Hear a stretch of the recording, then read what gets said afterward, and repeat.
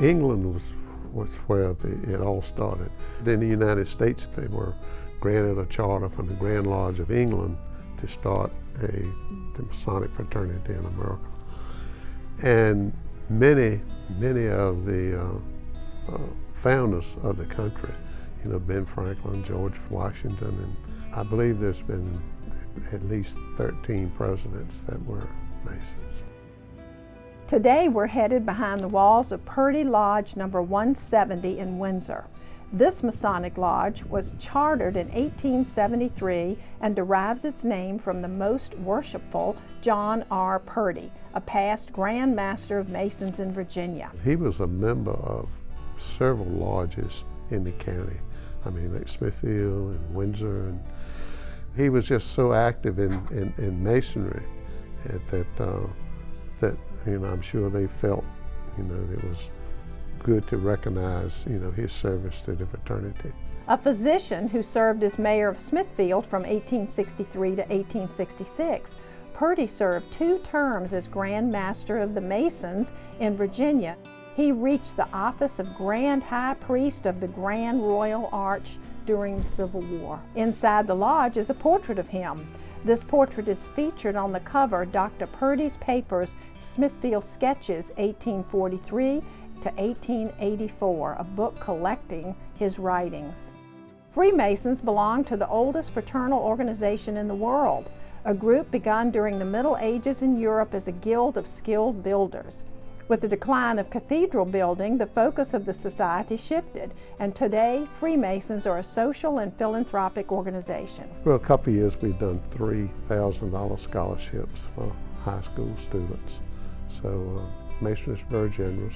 In North America, Masonic fraternities is probably about $2 million a day that's donated in North America. So they're very generous in helping. Since the lodge in Windsor was chartered, many men in the Windsor area in various business, educational, agricultural, civil, political, and religious endeavors have been members and officers of the lodge, associating themselves with its work and service. I'm the 3rd oldest member in Masonic years in the lodge. I've been a member 65 years. I come in when I was 21 years old, and it's been a great thing. A lot of people don't understand Masonry and what they do, but it's a fraternity. It's a great organization, and if we all live by the Masonic teachings, we'd all be much better.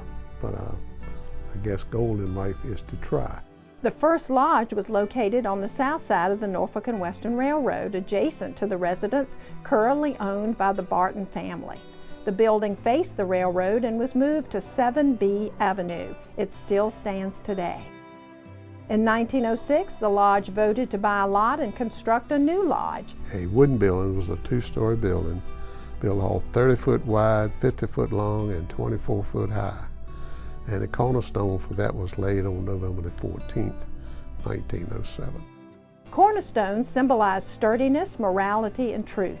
It is customary for Masons to lay the cornerstones of public buildings through ceremony, traditionally with the stone placed in the northeast corner of the foundation. That stood and was used until 1954.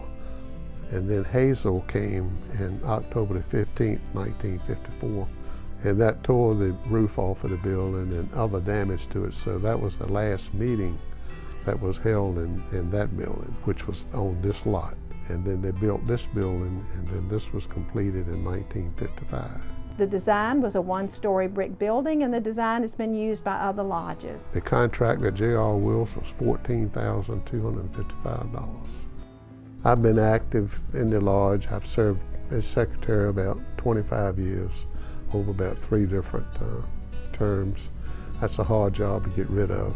But it's always been a delight, and I was always proud to say that I belong to the Masonic fraternity.